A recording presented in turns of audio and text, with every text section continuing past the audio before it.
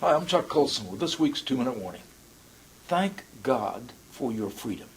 That's not a figure of speech. I mean it literally. That's because we Christians understand that our freedom comes from God. When the ancient Hebrews burst onto the world scene, they, and of course the Christians after them, taught one of the most radical ideas ever, that human beings are made in the very image of God, and as bearers of his image, he gave us a free will, free to accept him or reject him, free to live as we choose. So, as you sit around the table at Thanksgiving, when it comes your turn to say what you're thankful for, tell your friends and family you're thankful for your freedom. It's part of your very nature, thanks to God. And the next time one of your non-believing acquaintances accuses Christians of wanting to restrict everyone's freedoms, of wanting to impose our narrow-minded beliefs on them, correct him, because nothing could be further from the truth. In fact, the opposite is the case. That's because we Christians believe all humans are made in God's image, which is why, for example, the greatest force in the elimination of slavery was the Christian church, from the medieval popes through the New England abolitionists. It's also why among world religions, Christianity has defended freedom of religion for all citizens. Now your secular friends are going to point out the Inquisition, the religious wars in Europe during and after the Reformation. Fine. We're all fallen creatures, we all sin.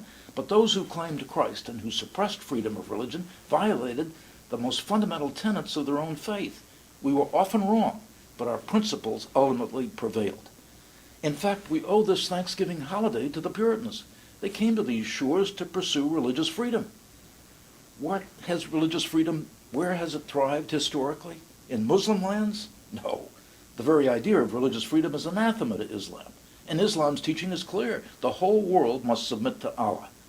How about Buddhist and Hindu nations? Once again, minority religions, especially Christianity, have been suppressed throughout Asia. Even in modern Israel, a pro-Western democracy, it's hard to say there's complete freedom of religion for non-Jews. Let's talk about secular states. What about revolutionary France, the crowning achievement of the atheistic Enlightenment? Religious freedom? No. The guillotine for Christian clergy? Yes. How about the atheistic communist regime of the Soviet Union or China? How many perished because they practiced their faith? Only in the modern Christian West has true tolerance and true freedom of religion been the norm. Only in the modern Christian West have nations largely Christian in their perspective gone to war to protect those of other faiths, particularly Muslims, as we did in Bosnia and Serbia. And now the faith that spawned the concept of human dignity and human freedom is under assault in the West, all the way from the hate crime laws that are aimed at Christian pastors in Britain and Canada to the efforts to force us to compromise our religious conscience here in America. Why am I raising this over and over? To protect Christianity? No, the gates of hell can't stand against Christianity. We protect religious freedom for the good of all. That's why I keep raising this, so that all may be free. And that's what you've got to tell your secular friends and acquaintances. It's the great apologetic of our faith.